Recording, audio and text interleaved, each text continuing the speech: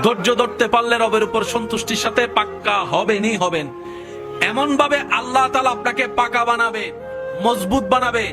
যারা আপনাকে ভেঙতে চেয়েছিল এক সময়, যারা আপনাকে নষ্ট করতে চেয়েছিল, ধ্বংস করতে চেয়েছিল, ওই আপনার ধৈর্য ধরে সবর করার কারণে, রবের সন্তুষ্টির অপেক্ষা করার কারণে আপনাকে আল্লাহ তাআলা এমন মজবুত দেওয়াল বাঁধিয়ে দিবেন, আপনাকে আর কেউ ভাঙার ক্ষমতা রাখবে না। সুবহান। জান্নাতের রাস্তা কয়টি বলেন না ভাইয়া? ইহদিনাস সিরাতাল মুস্তাকিম। জান্নাতের রাস্তা কয়টি? কিন্তু ৭৩ দল বলে ৭৩টি রাস্তা হয়ে গিয়েছে।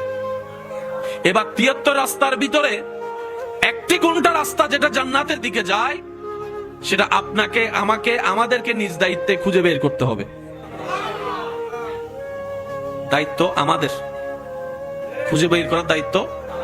এবার নিজের ভুলে, নিজের দোষে যদি আল্লাহ মাফ করুক ভুল পথেও চলে যায়, আফসোস করা ছাড়া দ্বিতীয় কোনো উপায়। এবার বান্দা তো অপারগ, বান্দা তো অসহায়। রব বলে যে তোদেরকে আমি জান্নাত দিতে চাই। বান্দা খুঁজে নেওয়ার দায়িত্ব, সেই পথ তোদের।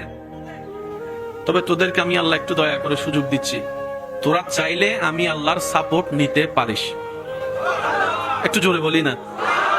সামান্য ৩ রাস্তার মোড়ে গেলে আমরা রাস্তা হারাই ফেলি। সন্দেহ লাগলে জিজ্ঞেস করতে হয়, ভাই গন্তব্যস্থানের রাস্তাটা কোন দিকে? মাত্র ৩ রাস্তার মোড়ে। আর এখানে ৭৩ রাস্তার মোড়। জান্নাতে যাবে কয় রাস্তা? বান্দাও পারক। রব বলে যে আমার কাছে সাহায্য চা, আমি সেই সুযোগটা তোদেরকে দিলাম, শুধু আমার নবী রাহমাতুল লিল আলামিনের উম্মত হওয়ার কারণে। সুবহানাল্লাহ।